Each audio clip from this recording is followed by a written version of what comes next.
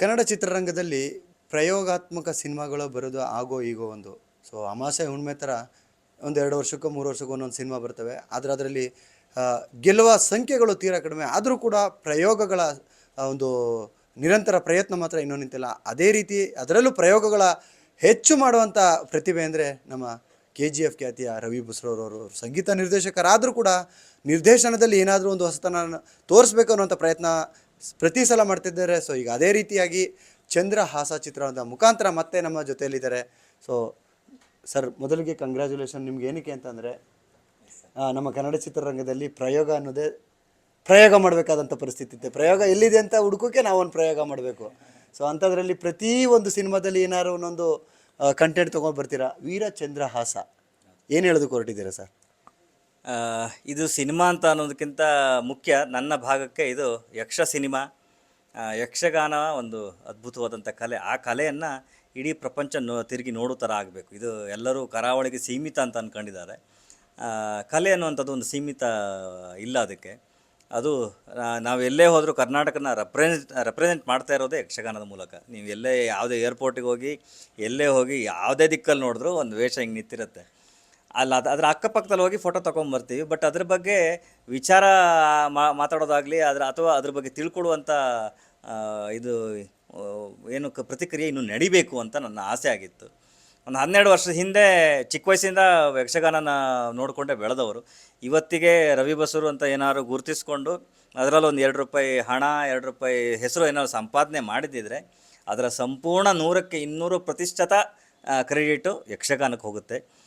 ಯಾಕಂದರೆ ಎಲ್ಲೋ ಮಲಗಿದ್ದಾವಾಗ, ಎಲ್ಲೋ ಕನಸಲ್ಲಿದ್ದಾವಾಗ ನನಗೆ ಗೊತ್ತಿಲ್ಲದಂಗೆ ಗಾಳಿ ಮೂಲಕ ನನಗೆ ಹಾಡುಗಳನ್ನು, ಅರ್ಥವನ್ನು, ಏನು ಹಾಡುಗಾರಿಕೆಯನ್ನು ಗಾಳಿ ಮೂಲಕ ಕಲಿಸಿ ನನ್ನ ಮಿದ್ಲೊಳಗೆ ಒಂದು ಕ್ರಿಯೇಟ್ ಮಾಡಿಬಿಟ್ಟಿದೆ. ಅದು ನಮ್ಮ ಕರಾವಳಿಗರ ನಮಗೆ ಒಂದು ಒಲಿದು ಬಂದಂಥ ಭಾಗ್ಯ ಅಂತ ಹೇಳ್ಬೋದು. ಹತ್ರ 1600-1700 ವರ್ಷದ ಇತಿಹಾಸ ಇದೆಯಂತ ಇದಕ್ಕೆ. ಅಷ್ಟೊಂದು ಇತಿಹಾಸ ಇರುವಂಥದ್ದು ಇವತ್ತಿನ ತನಕನೂ ಅದರ ಗಟ್ಟಿತನವನ್ನು ಕಾಪಾಡ್ಕೊಂಡು ಬಂದಿದ್ದೇನೆ ಹೇಳಿದ್ರೆ ಇದು ನಮ್ಮೆಲ್ಲರ ಜವಾಬ್ದಾರಿ.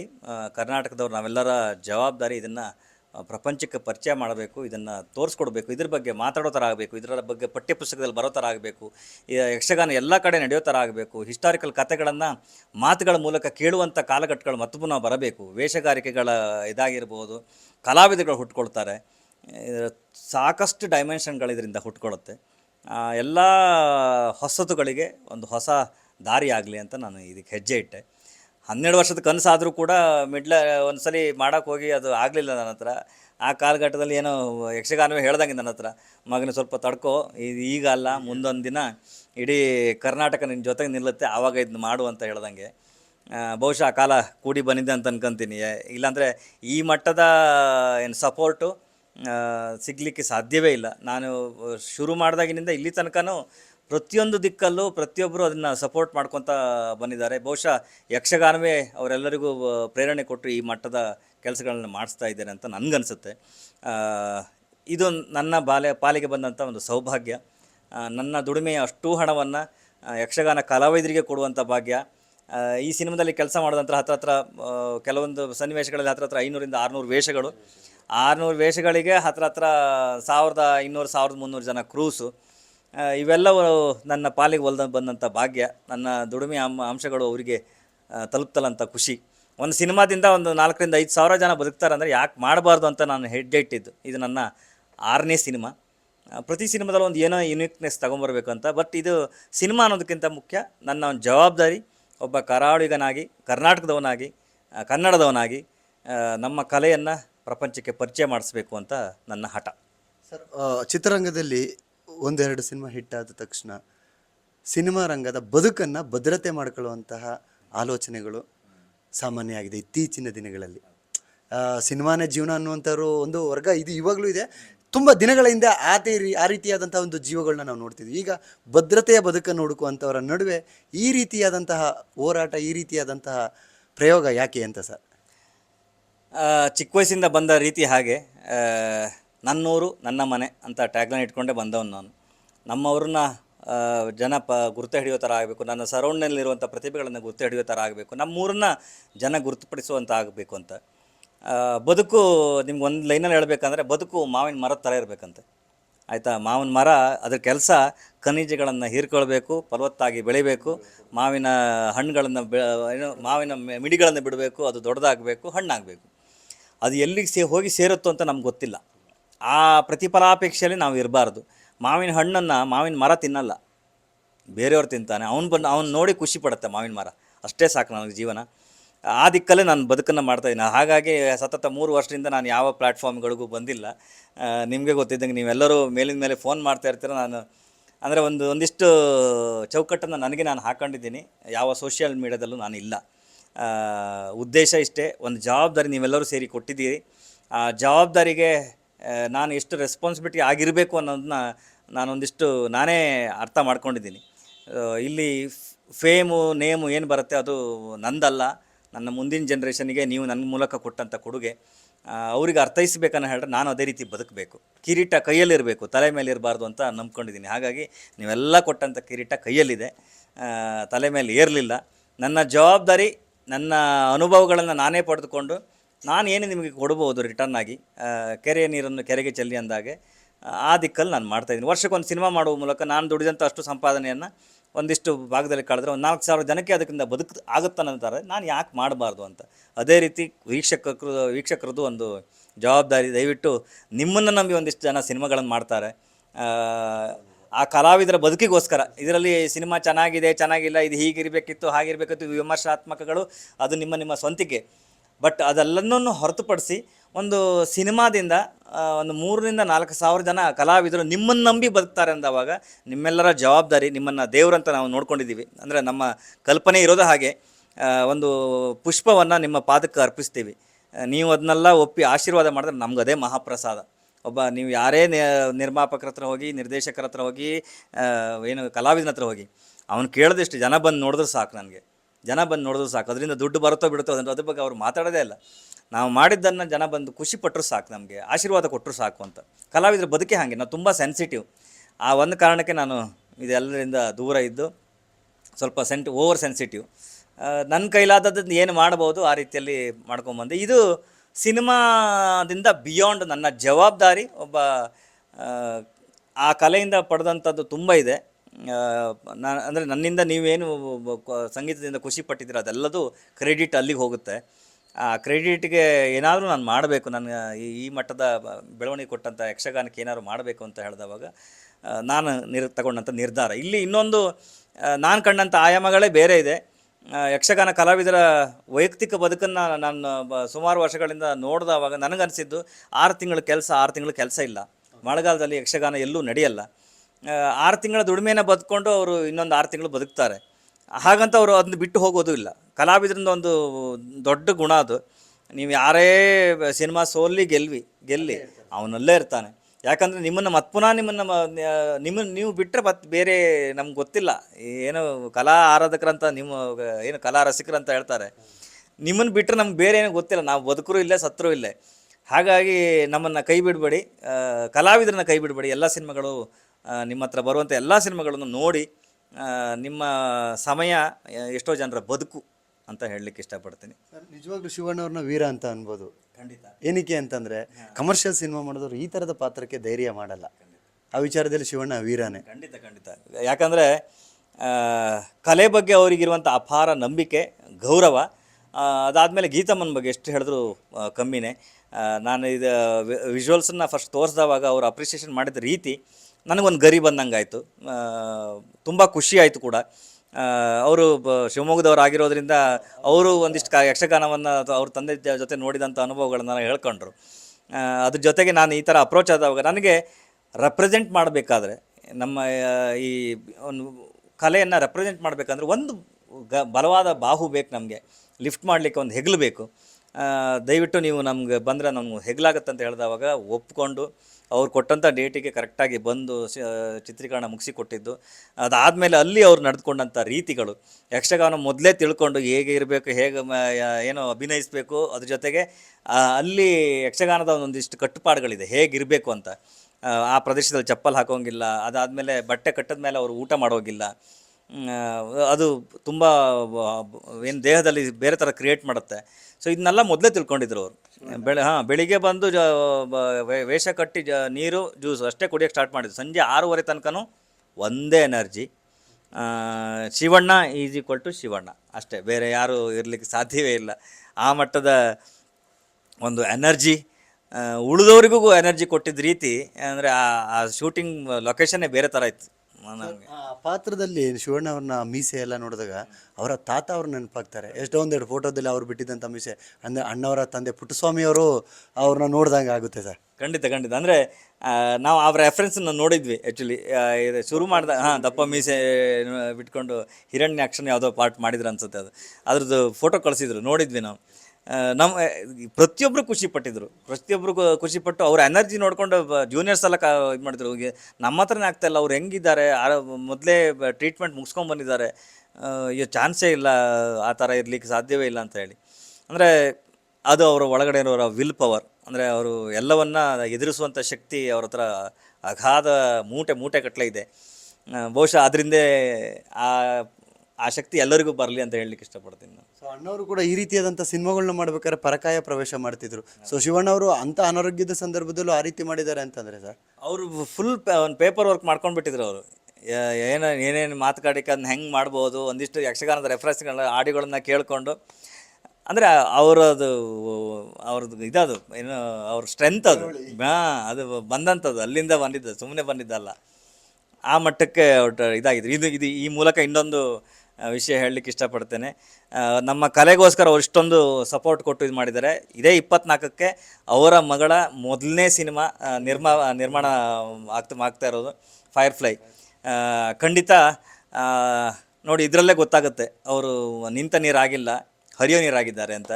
ಸೊ ಎಲ್ಲ ಆ್ಯಂಗಲಲ್ಲೂ ಅವ್ರನ್ನ ನೀವು ನೋಡಿದವಾಗಲೂ ಪ್ರತಿಯೊಂದು ಹೆಜ್ಜೆನೂ ಹೊಸತನಕ್ಕೆ ಕೊಡ್ತಾ ಬಂದಿದ್ದಾರೆ. ಆ ಸಿನಿಮಾವು ಇದೇ 24ಕ್ಕೆ ರಿಲೀಸ್ ಆಗ್ತಾಯಿದೆ. ಆ ಸಿನಿಮಾವನ್ನು ನಮ್ಮ ಜನರು ನೋಡಬೇಕು, ಅದಕ್ಕೂ ಬೆಂಬಲ ಕೊಡಬೇಕು. ಬರುವಂಥ ಎಲ್ಲ ಕನ್ನಡ ಸಿನಿಮಾಗಳಿಗೂ, ಎಲ್ಲ ಕಲಾವಿದರಿಗೂ, ಎಲ್ಲ ಟೆಕ್ನಿಷಿಯನ್ಗಳು ನಿಮ್ಮ ನೆರಳು ತುಂಬ ಅಗತ್ಯ. ಇಲ್ಲಿ ಸಿನಿಮಾ ಅಂತ ಆ್ಯಂಗಲ್ ನೋಡಬೇಡಿ, ನಾವು ಎಲ್ಲರೂ ಕಲಾವಿದರು, ನಮ್ಗೆ ಗೊತ್ತಿರೋದು ನೀವು ಒಬ್ಬರೇ. 24 ಅಂದರೆ ವಿಶೇಷವಾದ ದಿನ, ಸಿನಿಮಾ ದಿನ ಅಂತ ಅನ್ಬೋದು, ಯಾಕಂದರೆ ಅಣ್ಣವರು ಹುಟ್ಟಿದಂತಹ ದಿನ. ಸೊ ಅದೇ ದಿವಸ ಸಿನಿಮಾ ಬರ್ತಿದೆ. ಹೌದು, ಅದೇ ಭಾಳ ಖುಷಿ ಆಯ್ತು ನಮಗೆ. ಅಂದರೆ ಟು ಬಿ ಫ್ರ್ಯಾಂಕ್, ತುಂಬ ಇನ್ಫ್ಲುಯೆನ್ಸ್ಗಳನ್ನ ರಾಜ್ಕುಮಾರ್ ಅವರಿಂದ ಎಲ್ಲರೂ ಪಡೆದಿರ್ತಾರೆ. ಅದರಲ್ಲಿ ನಾನು ಒಬ್ಬ ಅಂತ ಹೇಳಲಿಕ್ಕೆ ತುಂಬ ಇಷ್ಟಪಡ್ತೆ. ಅದು 24ನೇ ತಾರೀಕಿಗೆ ಆ ಸಿನಿಮಾ ರಿಲೀಸ್ ಆಗ್ತಾ ಇರೋದು. ಖಂಡಿತ ಇಡೀ ಕರ್ನಾಟಕದ ಜನ ಆ ಸಿನಿಮಾ ಏನು ಹೆಗಲ ಮೇಲೆ ಎತ್ಕೊಂಡು ಮೆರಿತಾರಂತ ನನಗೆ ನಂಬಿಕೆ ಇದೆ. ಯಾಕಂದರೆ ಆ ಮನೆಯ ಪ್ರೊಡಕ್ಷನ್ ಹೌಸನ್ನು ಹೇಳಿದ್ರೆ ಅದಕ್ಕೆ ಆದಂಥ ತೂಕ, ಗತ್ತು, ಗಾಂಭೀರ್ಯ ಇದೆ. ತುಂಬ ಖುಷಿಯಾಯಿತು ಈ ಥರ ಕೇಳಿ. ಖಂಡಿತ ಜನರು ಅದಕ್ಕೂ ಸಪೋರ್ಟ್ ಕೊಡಬೇಕು, ಎಲ್ಲ ಬರುವಂಥ ಸಿನಿಮಾಗಳಿಗೂ ಸಪೋರ್ಟ್ ಕೊಡಬೇಕಂತ ಕೇಳ್ತೀನಿ. ಅದರ ಜೊತೆಗೆ ವೀರಚಂದ್ರಹಾಸ ಸಿನಿಮಾ ನಮ್ಮ ಸೊಗಡು, ನಮ್ಮ ಕರಾವಳಿಯ ಸೊಗಡು ಅಂತ ಹೇಳ್ತೀನಿ. ನಮ್ಮ ಕರ್ನಾಟಕದ ಸೊಗಡನ್ನು ಜನರಿಗೆ ತಿಳಿಸುವಂಥ ಒಂದು ಪ್ರಯತ್ನ, ಸರ್ಕಾರದಿಂದನೂ ಕೂಡ ಒಂದು ಅದ್ಭುತವಾದಂಥ ಬೆಂಬಲ ಸಿಕ್ಕಿದೆ ಅನ್ನುವಂಥ ವಿಚಾರ ಇರುವಂಥದ್ದು ಸರ್. ಖಂಡಿತ. ಅಂದರೆ ಇಲ್ಲಿ ನಾನು ಅಬ್ಸರ್ವ್ ಮಾಡಿದ್ದು, ಎಲ್ಲವೂ ಯಕ್ಷಗಾನದ ಏನು ಒಂದು ಪವರ್ ಏನಿದೆ, ದೈವಿಕ ಏನು ಕಲೆ ಏನಿದೆ, ಪವರ್ ಏನಿದೆ, ಅದೇ ಎಲ್ಲನೂ ಮಾಡಿಸ್ಕೊಂತು ಅಂತ ಹೇಳಲಿಕ್ಕೆ ಇಷ್ಟಪಡ್ತೀನಿ. ಅಂದರೆ ಸಡನ್ನಾಗಿ ನನಗೆ ಒಬ್ಬರು ಪರಿಚಯ ಆಗುತ್ತೆ, ಅಶೋಕ್ ಮಿರ್ಜಾ ಅವ್ರದ್ದು ಒಂದು ಮೂಲಕ ಪರಿಚಯ ಆಗುತ್ತೆ. ಅವರಿಗೆ ನಾನು ಶೋರಲ್ಲಿ ತೋರಿಸ್ತೀನಿ, ಈ ಥರ ಮಾಡೋಕ್ಕೆ ಕೊಟ್ಟಿದ್ದೀನಿ ಸರ್, ಇದನ್ನು ಏನು ಮಾಡಬೇಕು ಗೊತ್ತಾಗ್ತಿಲ್ಲ, ನನಗೆ ಇಷ್ಟೆಲ್ಲ ಇದೆ, ಗೌರ್ಮೆಂಟ್ನ ಅಪ್ರೋಚ್ ಆಗಬೇಕು, ನನಗೇನು ಮಾಡೋದು ಅಂತ ಗೊತ್ತಾಗ್ತಿಲ್ಲ ಅಂದರೆ ಇಮಿಡಿಯೇಟಾಗಿ ಅವರು ಪ್ರಭಾಕರ್ ಸರ್ ಅವ್ರನ್ನ ಪರಿಚಯ ಮಾಡಿಸ್ತಾರೆ. ಇಮಿಡಿಯೇಟಾಗಿ 2 ದಿವಸಕ್ಕೆ ಸಿ ಎಮ್ ಅವ್ರ ಜೊತೆಗೆ ಮಾತುಕತೆ ನಡೆಯುತ್ತೆ. ಸಿ ಎಮ್ ಅವರು 2-3 ನಿಮಿಷದ ಕ್ಲಿಪ್ಪನ್ನು ಶೋರಿಲ್ನ ನೋಡ್ತಾರೆ, ನಮಗೆ ಪ್ರಶಂಸೆಗಳನ್ನು ಹೇಳ್ತಾರೆ. ಅದಾದಮೇಲೆ ಒಂದಿಷ್ಟು ಮನವಿ ಕೊಟ್ಟಿದ್ವಿ ಏನೆಲ್ಲ ಆಗಬೇಕು ಅಂತ. ನಿಮ್ಮ ಹತ್ರ ಹೇಳಿದಾಗೆ 6 ತಿಂಗಳಿಗೆ ಅವ್ರಿಗೆ ಏನು ದುಡಿಮೆ ಇಲ್ಲ, ಅದಕ್ಕೆ ಏನಾದ್ರು ಗೌರ್ಮೆಂಟ್ ಕಡೆಯಿಂದ ವ್ಯವಸ್ಥೆ ಆಗೋ ಥರ ಆಗಬೇಕು. ಒಂದಿಷ್ಟು ಯಕ್ಷಗಾನ ಟ್ರೈನಿಂಗ್ ಸೆಂಟರ್ಗಳಾಗಬೇಕು, ಯಕ್ಷಗಾನ ಪ್ರಯೋಗದ ಜಾಗಗಳು ಹುಟ್ಟಬೇಕು, ಒಂದಿಷ್ಟು ತುಂಬ ವಿಷಯಗಳನ್ನೆಲ್ಲ ಕೊಟ್ಟಿದ್ದೀವಿ. ಇದೆಲ್ಲದೂ ಯಕ್ಷಗಾನಕ್ಕೆ ಸಿಕ್ಕಿದ್ರೆ ಒಂದಿಷ್ಟು ಬಳಗ ಅದರಿಂದ ಬದುಕ್ತಾರೆ. ಇಷ್ಟು ವರ್ಷದ ಏನು ಅವರ ಪರಿಶ್ರಮಕ್ಕೆ ಒಂದು ದಾರಿ ಇದ್ದಂಗೆ ಇರುತ್ತೆ ಅಂತ ಹೇಳಿದವಾಗ ಏನೆಲ್ಲ ಸಾಧ್ಯತೆ ಗೌರ್ಮೆಂಟ್ಗಳಿಂದ ಸಾಧ್ಯತೆ ಇದೆ ಖಂಡಿತ ಮಾಡ್ತೀನಿ. ಒಂದು ಒಳ್ಳೆ ಪ್ರಯೋಗ ಮಾಡಿದ್ದಾರೆ ಅಂತ ಮಾತು ಕೊಟ್ಟರು. ನಮಗೆ ಅದು ಹೆಂಗಾಯ್ತು ಅಂತ ಹೇಳಿದ್ರೆ ರೆಕ್ಕೆ ಮೇಲೆ ರೆಕ್ಕೆ ಬರೋಕ್ಕೆ ಸ್ಟಾರ್ಟ್ ಆಯಿತು. ಅಂದರೆ ಎಲ್ಲವೂ ನಾವೇನೂ ಮಾಡಲಿಲ್ಲ, ಯಕ್ಷಗಾನದ ದೈವಿಕಲೆ ಅದೆಲ್ಲವನ್ನು ಮಾಡಿಸ್ಕೊತಾ ಬಂತು ಅಂತ ನಾನು ಹೇಳಲಿಕ್ಕೆ ಇಷ್ಟಪಡ್ತೀನಿ. ಅಂದರೆ ಅವರು ಉದಾರತನ ಅದು, ಸಿ ಎಮ್ ಅವರ ಉದಾರತನ, ಅವರ ಬಳಗದವರು ನೋಡಿ ಆ ಕಲೆಗೆ ಅವರು ಕೊಡುವಂಥ ಗೌರವದ ರೀತಿ, ಎಲ್ಲೋ ಇದು ಇನ್ನೊಂದಿಷ್ಟು ಯುವ ಜನತೆಗೆ ಒಂದಿಷ್ಟು ಹೋಪ್ ಸಿಗುತ್ತೆ. ಅವ್ರ ದೊಡ್ಡತನ ಅದು ನಮ್ಮ ನಾನು ಹೇಳಕ್ಕೆ. ಟ್ಯಾಕ್ಸ್ ಫ್ರೀ ಮತ್ತು ಶಾಲಾ ಮಕ್ಕಳಿಗೆ ಸಿನಿಮಾ ನೋಡೋದಕ್ಕೆ ಒಂದು ವ್ಯವಸ್ಥೆ ಮಾಡ್ತೀನಿ ಅನ್ನುವಂಥದ್ದನ್ನು ಸಿ ಎಂ ಹೇಳಿದ್ದಾರೆ ಅನ್ನುವಂಥ ವಿಚಾರ ಸರ್. ಖಂಡಿತ ಇದನ್ನು ನಾವು ಮನವಿ ಪತ್ರದಲ್ಲಿ ನಾವು ಮೆನ್ಷನ್ ಮಾಡಿದ್ವಿ, ಈ ಥರ ಬೇಕು ಅಂತ. ಖಂಡಿತವಾಗಿ ಸರ್ಕಾರ ಕಡೆಯಿಂದ ಏನೆಲ್ಲ ಮಾಡಲಿಕ್ಕೆ ಸಾಧ್ಯತೆ ಇದೆಯೋ ಒಳ್ಳೆ ಪ್ರಯತ್ನ ಮಾಡಿದ್ದೀರಿ, ಖಂಡಿತ ನಿಮ್ಮ ಹಿಂದೆ ಸರ್ಕಾರ ಇರುತ್ತೆ ಅಂತ ಭರವಸೆ ಕೊಟ್ಟರು. ಇದು ಅಂದರೆ ಇಲ್ಲಿ ನಮ್ಮ ಟೋಟಲ್ ತಂಡ ಇಷ್ಟು ವರ್ಷ ಏನು ನಾವು ಒಂದು ವರ್ಷ ಚಿಲ್ಲರೆ ಆಯಿತು, ಈ ಪರಿಶ್ರಮಕ್ಕೆ ಒಂದು ದೊಡ್ಡ ಲಿಫ್ಟು. ಅಂದರೆ ಒಬ್ಬ ಕಲಾವಿದನಾಗಿ ಏನು ಈ ತಂತ್ರಜ್ಞಾನ ಡಿಪಾರ್ಟ್ಮೆಂಟಲ್ಲಿ ನಾವು ಇಷ್ಟಪ್ಪ ಪರಿಶ್ರಮ ಮಾಡಿದ್ದಕ್ಕೆ ಒಂದು ದೊಡ್ಡ ಲಿಫ್ಟು ಅವ್ರು ಕೊಟ್ಟಿದ್ದು. ಆಮೇಲೆ ಅವರು ಅದು ನೋಡ್ತಾ ಅವ್ರ ಮುಖದಲ್ಲಿ ಆ ನಗು ನೋಡಿ ನಮಗೆ ಖುಷಿ ಆಯಿತು. ಅಂದರೆ ನಮ್ಮ ಪ್ರಯತ್ನ ಏನಿದೆ ಒಂದು ಸಾರ್ಥಕತೆ ಕಾಣ್ತು ಅಂತ. ಆಮೇಲೆ ಅವ್ರ ಬಳಗದವರು ತುಂಬ ಎಲ್ಲರೂ ನೋಡಿದ್ದಾರೆ, ಎಲ್ಲರಿಗೂ ತೋರಿಸಿದ್ದೀವಿ. ಎಲ್ಲರೂ ಈ ಥರದ ಒಂದು ಪ್ರಯೋಗ ನಾನು ನೋಡಿಲ್ಲ, ಇದು ಹೊಸ ಪ್ರಯೋಗ, ಇದು ಖಂಡಿತ ಮಿಂಚುತ್ತೆ, ಎಲ್ಲರ ನೀವು ಅಂದ್ಕೊಂಡಂದ್ರೆ ಇಡೀ ವಿಶ್ವ ಇದಕ್ಕೆ ಬಗ್ಗೆ ಮಾತಾಡುತ್ತೆ ಅಂತ ಭರವಸೆ ಕೊಟ್ಟರು. ಸಾಕು, ಇನ್ನು ಜೀವನದಲ್ಲಿ ಇನ್ನೇನು ಬೇಕು ಅಂದರೆ ಹೊರಟಂಥ ದಾರಿಗೆ ಒಂದು ದೊಡ್ಡ ಬಲ ಸಿಕ್ಕದಂಗೆ. ಸರ್, ಕೊನೆಯದಾಗಿ ಬಸರೂರು ಅಂದರೆ ಸೌಂಡು ಅಂದರೆ ಬಸರೂರು. ಸೊ ಈ ಸಿನಿಮಾದಲ್ಲಿ ಆ ರೀತಿಯಾದಂಥ ಒಂದು ಸೌಂಡ್ ಎಕ್ಸ್ಪೀರಿಯನ್ಸ್ ಮಾಡ್ಬೋದು ನಮ್ಮ ಆಡಿಯನ್ಸು ಥಿಯೇಟ್ರಿಗೆ ಬಂದಿದೆ. ಖಂಡಿತ ನನ್ನ ಜೀವನದಲ್ಲಿ ನಾನು ಇಲ್ಲಿ ತನಕ ಅಂದರೆ ಲೇಬಲ್ ವಿದೌಟ್ ಲೇಬಲ್ ಹತ್ರ ಒಂದು 145 ಸಿನಿಮಾಗಳು ಮಾಡಿದ್ದೀನಿ ಆ್ಯಸ್ ಎ ಬ್ಯಾಕ್ಗ್ರೌಂಡ್ ಸ್ಕೋರಿಸ್ಟ್ ಆಗಿ. ಸೊ ಅಷ್ಟೂ ಗಳಲ್ಲಿ ನನಗೊಂದು ಚಾಲೆಂಜಿಂಗ್ ಬಂದಂಥ ಏನು ಬ್ಯಾಕ್ಗ್ರೌಂಡ್ ಸ್ಕೋರ್ ಇದರಲ್ಲಿ. ಯಾಕಂದರೆ ಆ ಯಾವ ಇನ್ಸ್ಟ್ರೂಮೆಂಟ್ಗಳನ್ನು ನಾನು ಇಲ್ಲಿ ಬಳಸೋಕ್ಕಾಗಲ್ಲ.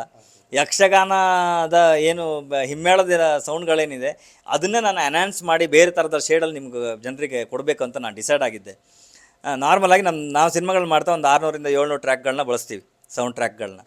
ಇಲ್ಲಿ ಯಕ್ಷಗಾನ ರೆಕಾರ್ಡಿಂಗ್ ನಾವು ಕೂತಾವಾಗ ನಮಗೆ ಲೇಯರ್ ಹಾಕಿ ಹತ್ರ 1600ರಿಂದ 1700 ಟ್ರ್ಯಾಕ್ಸ್ಗಳು ಬರೀ ಚಂಡೆ ಮೊದಲೇ ಟ್ರ್ಯಾಕ್ಗಳೇ ಬಂದಿದೆ.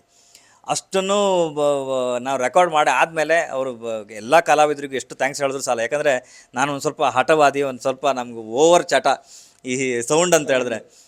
ಅವರಿಗೆ ಅಷ್ಟು ಸರ್ ಆಗಲಿಲ್ವ ಸರ್, ಇನ್ನೂ ಬೇಕಾ ಸರ್, ಏನು ಸರಿ ಬರ್ಸ್ತಾನೆ ಇದ್ದೀವಿ ಅಂತ. ಅಂದರೆ ಇಲ್ಲೊಂದು ಲೇಯರ್ನ ಬಾರಿಸಿದ್ರೆ 10 ಫೀಟ್ ದೂರಕ್ಕೆ ಇನ್ನೊಂದು ಲೇಯರು, 15 ಫೀಟ್ ದೂರಕ್ಕೆ ಇನ್ನೊಂದು ಲೇಯರು, ಈ ಥರ ಆ ಆ್ಯಂಬಿಯನ್ಸಲ್ಲಿ ಎಲ್ಲೆಲ್ಲ ನನಗೆ ಕವರ್ ಬೇಕು ಅಂತ ಅನಿಸ್ತಿತ್ತು. ಥಿಯೇಟ್ರಿಕಲ್ ಫೀಲ್ ಸಿಗಲಿಕ್ಕೆ. ಎಷ್ಟು ಲೇಯರ್ ಇದೆ ಸರ್ ಹಾಗಾದರೆ? 1600ರಿಂದ 1700 ಲೇಯರ್ ಇದೆ, ಬರೀ ಚಂಡೆ ಮೊದಲೇದು. ಅದಾದಮೇಲೆ ನನ್ನ ವರ್ಕು ಅದೊಂದು ನಾರ್ಮಲ್ ಆಗಿ 700-800 ಲೇಯರ್ಗಳು. ಸೊ ಇಷ್ಟು ಎಲ್ಲದನ್ನೂ ಪ್ರೋಸೆಸ್ ಮಾಡಿ ನಾವು ರೆಗ್ಯುಲರಾಗಿ ನಮ್ಮ ಸಿನಿಮಾ ಮಾಡೋ USA ಟೀಮಿಗೆ ಕಳಿಸಿದವಾಗ, ಅವರು ಅದನ್ನ ರೀಪ್ರೊಸೆಸ್ ಮಾಡಿ ಕಳಿಸಿದವಾಗ ನನಗೆ ಒಳಗಡೆ ಹುಟ್ಟಿದಂಥ ಒಂದು ಧೈರ್ಯ, ನಮ್ಮ ಕರ್ನಾಟಕದ ಇನ್ಸ್ಟ್ರೂಮೆಂಟು ಇಡೀ ಪ್ರಪಂಚನ ಸೆಡ್ ಹೊಡೆದು ನಿಲ್ಲುವಂಥ ತಾಕತ್ತು ನಮ್ಮ ಇನ್ಸ್ಟ್ರೂಮೆಂಟ್ಗಿದೆ ಅಂತ ನಾನು ಗಟ್ಟಿ ಧೈರ್ಯದಲ್ಲಿ ಹೇಳಬಲ್ಲೆ. ಅದನ್ನು ನೀವು 18ನೇ ತಾರೀಕು ಯಕ್ಷಗಾನದ ಹಬ್ಬ ಏನು ವೀರಚಂದ್ರಹಾಸ ರಿಲೀಸ್ ಆಗ್ತಾ ಇರೋದು, ಅದರಲ್ಲಿ ನೀವು ಆ ಸೌಂಡನ್ನು ಕೇಳ್ತೀರಾ, ಇಡೀ ಥಿಯೇಟ್ರ್ ಅಲ್ಲಾಡುತ್ತೆ, ಇದಂತೂ ಗ್ಯಾರಂಟಿ. ಸರ್, ನೀವೇ ಹಾಕ್ಬಿಟ್ಟಿದ್ದೀರಾ ಡ್ರೀಮ್ ಆಫ್ ರವಿ ಬಸರೂರು ಅಂತ. ನಿಮ್ಮ ಈ ಒಂದು ಕನಸು ಬೆಳ್ಳಿತೆರೆಯ ಮೇಲೆ ನನಸಾಗಲಿ, ಒಂದು ಅದ್ಭುತವಾದಂಥ ಒಂದು ಯಶಸ್ಸು ಸಿಗಲಿ ಅಂತ ನಾವು ಹಾರೈಸ್ತೀವಿ. ಒಳ್ಳೇದಾಗಲಿ ಸರ್. ಖಂಡಿತ. ಸೊ ಏನು ಹೇಳೋಕ್ಕೆ ಇಷ್ಟಪಡ್ತೀರಾ ನಮ್ಮ ಆಡಿಯನ್ಸ್ಗೆ? ಖಂಡಿತ ಎಲ್ಲ ನ್ಯೂಸ್ 18 ವೀಕ್ಷಕರಿಗೆ ನನ್ನ ಕಡೆಯಿಂದ ಒಂದು ಮನವಿ. ಒಂದು ಕರ್ನಾಟಕದ ಹೆಮ್ಮೆಯ ಕಲೆ, ನೀವೆಲ್ಲರೂ ಕೇಳಿರ್ತೀರ. ಕರಾವಳಿ ಭಾಗದವರು ಇದನ್ನು ಕಣ್ಣಿಗೆ ಹೊತ್ಕೊಂಡು ನಾವು ದೈವಿ ಕಲೆ ಅಂತ ಇದನ್ನು ಮಾಡ್ತಾಯಿದ್ದೀವಿ. ಅಂದರೆ ಪ್ರತಿಯೊಬ್ಬರ ಮನೆಯವರು ಹರಕೆ ಆಟ ಅಂತ ನಾವು ಮಾಡ್ತೀವಿ. ಅಂದರೆ ಹರಕೆ ಆಟ ಅಂದರೆ ಮನೆಯಲ್ಲಿ ಏನಾದ್ರು ಸಮಸ್ಯೆಗಳು ಬಂತು ಅಥವಾ ಏನೋ ಒಂದು ಕೆಲಸ ಆಗಬೇಕಂತ ಹೇಳಿದ್ರೆ ಯಕ್ಷಗಾನವನ್ನು ಹರಕೆ ರೂಪದಲ್ಲಿ ನಾವು ಹೊತ್ಕೊತೀವಿ. ಹರಕೆ ರೂಪದಲ್ಲಿ ಅವ್ರ ಮನೆಗೆ ಬಂದು ಯಕ್ಷಗಾನ ಮಾಡಿ ಕೊಟ್ಟು ಹೋಗ್ತಾರೆ. ಈ ನಿಟ್ಟಿನಲ್ಲಿ ನಮ್ಮಲ್ಲಿ ಹತ್ರ 45ರಿಂದ 50 ಮೇಳಗಳಿದೆ. ಆ ಮೇಳಗಳು 2048 ತನಕನೂ ಬುಕ್ಕಿಂಗ್ ಆಗಿದೆ. ಇದು ನೀವು ಯಕ್ಷಗಾನ ಮಾಡಬೇಕಂತ ಹೇಳಿದ್ರೆ 2048 ತನಕನೂ ಬುಕ್ಕಿಂಗ್ ಇದೆ. ಇದರಲ್ಲಿ ಒಂದಿಷ್ಟು ಪಾಪ ಅವರಿಗೆ ಒಂದಿಷ್ಟು ಕಷ್ಟಗಳೆಲ್ಲ ಇದೆ. ಆ ಮೇಳದವರಿಗೂ ಅವರಿಗೂ ಪಾಪ ಹಗಲು ನಿದ್ದೆ ಮಾಡಬೇಕು, ರಾತ್ರಿ ಎದ್ದಿರಬೇಕು, ಈ ಥರದ ಪರಿಸ್ಥಿತಿ. ಅವರ ಆರೋಗ್ಯ ಸ್ಥಿತಿಗಳ ಬಗ್ಗೂ ಗಮನ ಕೊಡಬೇಕು. ಇದರಲ್ಲಿ ಒಂದಿಷ್ಟು ಮನವಿಗಳನ್ನೆಲ್ಲ ನಾವು ಮಾಡಿಕೊಂಡು ಅವರಿಗೊಂದು ಅತ್ಯಾಧುನಿಕ ಏನು ಕಿಟ್ಗಳನ್ನು, ಏನು ಮೈಕ್ಗಳಾಗಿರ್ಬೋದು, ಲ್ಯಾಪಲ್ ಮೈಕ್ಗಳಾಗಿರ್ಬೋದು, ಇದನ್ನೆಲ್ಲ ವ್ಯವಸ್ಥೆಗಳಾಗಬೇಕು ಅಂತ ಮನವಿ ಕೊಟ್ಟಿದ್ವಿ. ಹೌದು, ಅವರಿಗೆ ಗಂಟ್ಲಿಗೆ ಸಮಸ್ಯೆ ಆಗದಿರೋ ಥರ, ಆರೋಗ್ಯಕ್ಕೆ ಸಮಸ್ಯೆ ಆಗದಿರೋ ಥರದಲ್ಲಿ ಆಗಬೇಕು ಅಂತ. ಇದೆಲ್ಲವೂ ಆ ಯಕ್ಷಗಾನ ಕಲೆ ಇಷ್ಟು ವರ್ಷದಿಂದ ಬದುಕಿ ಬಂದಿದೆ. ಅದನ್ನು ಇನ್ನೂ ನಾವು ಜನರಿಗೆ ತಲುಪಿಸ್ಬೇಕು ಅಂತ ಹೇಳಿದ್ರೆ ನೀವೆಲ್ಲರೂ ಕೈ ಜೋಡಿಸ್ಬೇಕು. ನೀವೆಲ್ಲರೂ ಇದಕ್ಕೆ ನಮ್ಮ ಶ್ರಮದ ಬಾಹು ಜೊತೆಗೆ ನಿಮ್ಮ ಬಾಹು ಸೇರಿದ್ರೆ ಖಂಡಿತ ಇದೊಂದು ಬಾಹುಬಲಿ ಆಗುತ್ತಂತ ನಾನು ಹೇಳಲಿಕ್ಕೆ ಇಷ್ಟಪಡ್ತೀನಿ. ಇದಿಲ್ಲಾಂದರೆ ಆ ಮಟ್ಟಕ್ಕೆ ಹೋಗಲಿಕ್ಕೆ ಸಾಧ್ಯವೇ ಇಲ್ಲ. ಜನಬಲವೇ ಇದಕ್ಕೆ ಮುಖ್ಯ. ಒಂದು ಕಲೆ, ಈಗ ಆ ಕಲೆಯ ರಥವನ್ನು ಹಗ್ಗ ಕಟ್ಟಿ ಇಟ್ಟಿದ್ದೇವೆ. ಬನ್ನಿ ನಾವೆಲ್ಲರೂ ಸೇರಿ ಕರ್ನಾಟಕದ ಅತ್ಯದ್ಭುತವಾದಂಥ ಯಕ್ಷಗಾನ ಕಲೆಯನ್ನು ಪ್ರಪಂಚಕ್ಕೆ ತೋರಿಸುವಂಥ ಕೆಲಸ ಮಾಡೋಣ. ಆ ರಥವನ್ನು ಎಳೆದು ಇಡೀ ಪ್ರಪಂಚಕ್ಕೆ ತೋರಿಸೋಣ ಅಂತ ಹೇಳಲಿಕ್ಕೆ ಇಷ್ಟಪಡ್ತೆ. ನಿಮ್ಮೆಲ್ಲರ ಶುಭಾಶೀರ್ವಾದ ಎಲ್ಲ ಕಲಾವಿದರ ಮೇಲೆ, ತಂತ್ರಜ್ಞನ ಮೇಲೆ, ಸಿನಿಮಾ ಮಾಡುವಂಥ ಪ್ರತಿ ನಿರ್ಮಾಪಕರ ಮೇಲೆ, ಎಲ್ಲ ಬಳಗದ ಮೇಲೆ ನಿಮ್ಮ ಕೃಪೆ ಯಾವಾಗಲೂ ಇರಲಿ. ಸಿನಿಮಾ ದೃಷ್ಟಿಕೋನದಲ್ಲಿ ನೋಡಿ ಅಂತ ಹೇಳಲಿಕ್ಕೆ ಇಷ್ಟಪಡ್ತೇನೆ. ಧನ್ಯವಾದ. Thank you sir. ಇದಿಷ್ಟು ರವಿ ಬಸ್ರವರ ಮಾತುಗಳಾಗಿ. ಸತೀಶ್ ಕನಕಪುರ, ನ್ಯೂಸ್ 18 ಬೆಂಗಳೂರು.